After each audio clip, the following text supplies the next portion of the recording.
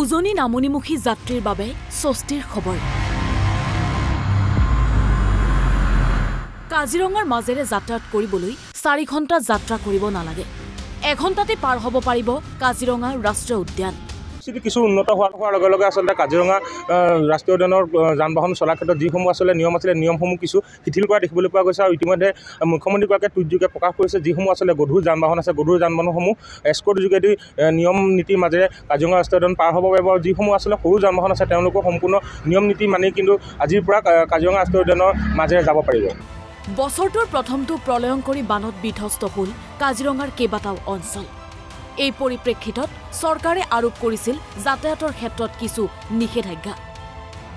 কাজিৰঙা ৰাষ্ট্ৰীয় উদ্যানৰ পৰা ওলাই অহা বন্য জন্তুৰ সুৰক্ষাৰ প্ৰতি লক্ষ্য ৰাখি ৩৭ নং ৰাষ্ট্ৰীয় ঘাইপথেৰে যাতায়াত কৰা বাহনৰ গতিবেগ নিয়ন্ত্ৰণ কৰা হৈছিল। বাহনসমূহ এস্কৰ্টৰ জৰিয়তে পাৰ কৰোৱা হৈছিল, যাৰ বাবে বোকাখাতৰ পৰা জখলাবন্ধা পোৱালৈকে 50 মিটাৰ পথ অতিক্ৰম কৰোঁতে প্ৰয়োজন হৈছিল 4 ঘণ্টাৰ পৰা 5 ঘণ্টা পৰ্যন্ত সময়। লগতে নিশাৰ ভাগত উক্ত পথেৰে গধুৰ বাহন চলাত নিষেধাজ্ঞা আৰোপ কৰিছিল প্ৰশাসনে। কিন্তু কাজিৰঙাৰ বান পৰিস্থিতি উন্নত হোৱাৰ বাবে আজি মুখ্যমন্ত্ৰী হিমন্ত বিশ্ব শৰ্মাই টুইটযোগে এই নিষেধাজ্ঞা শিথিল কৰা বুলি ঘোষণা কৰিছে।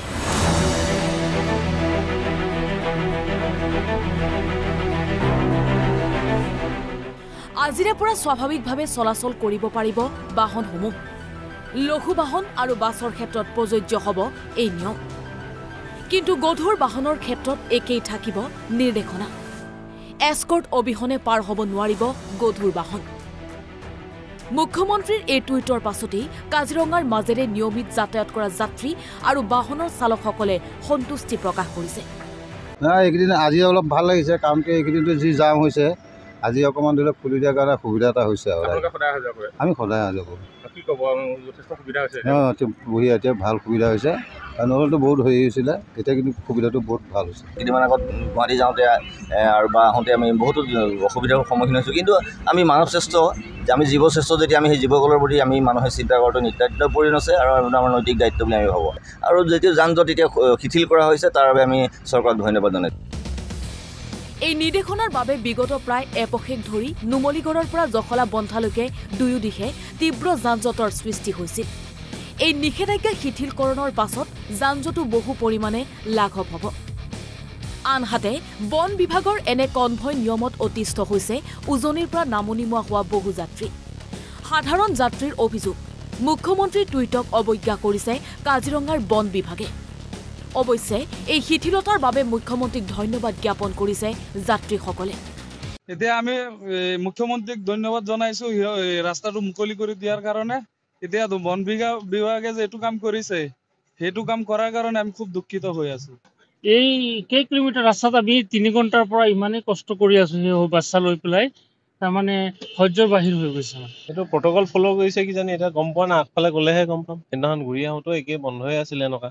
এতিয়া জন্তু পাৰ হৈছে নে কি নে সিহে জানিব, সেইটোৱে কথা। কিমান সময় হয় আপোনাৰ? এই বছৰৰ প্ৰথমটো মানে ভংগ কৰিলে কাজিৰঙা ৰাষ্ট্ৰীয় উদ্যানৰ পূৰ্বৰ ৰেকৰ্ড। 1988 পৰা 1991 চনৰ বানতকৈও ভয়াৱহ আছিল এইবাৰৰ বান। 10টা গড়কে ধৰি 200ৰো অধিক বন্যপ্ৰাণীৰ মৃত্যু। এতিয়াও 25টা বন শিবিৰ পানীৰ তলত। চিকিৎসাধীন অৱস্থাত মৃত্যু 14টা বন্যপ্ৰাণীৰ। ৰাষ্ট্ৰীয় ঘাইপথত বাহনৰ খুন্দাত মৃত্যু 2টা হৰিণাৰ। 15 তাৰিখত আমাৰ 143 এনিমেলছ আমি ৰেস্কিউ কৰিছোঁ। তাৰ ভিতৰত আৰু 200 আমাৰ জন্তু যে আছে সেইটো মানে আমাৰ ডেথ হৈছে। আৰু এতিয়ালৈকে আমি 123 জন্তু আমি মানে ৰেস্কিউ কৰি আৰু মানে অলপ ট্ৰিটমেণ্ট দি বা অলপ হেৰি কৰি আমি আকৌ ৰিলিজ কৰিবলৈ সক্ষম হৈছোঁ। 14 জন্তু আমাৰ ডাইড আণ্ডাৰ কেয়াৰ ৰেকৰ্ড হ'ল। চ' ভেহিকেল ডেথ যদি আমি চাওঁ তো এইটো আমাৰ অল টাইম ল'। নেশ্যনেল হাইৱে 715 মানে 30 এইটো যে আছে, ইয়াতে আমাৰ এটা এক্সিডেণ্টেল ডেথ আৰু এটা বিশ্বনাথ ফালে আমাৰ ডেথ।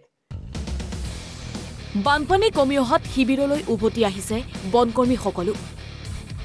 এই বানৰ ফলত উদ্যানখনৰ আশে পাশে থকা অঞ্চল আৰু কাৰ্বি পাহাৰলৈকে খাদ্য আৰু নিৰাপত্তাৰ সন্ধানত বহু বন্যপ্ৰাণীয়ে ঢাপলি মেলিছিল।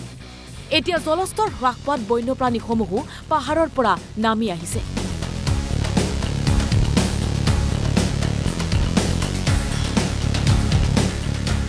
ভিডিঅ' জাৰ্নেলিষ্ট বিশ্বৰ সহযোগত বোকাখাতৰ পৰা ত্ৰিনয়ন বৰা আৰু কাজিৰঙাৰ পৰা চন্দন নাথৰ ৰিপৰ্ট NB নিউজ।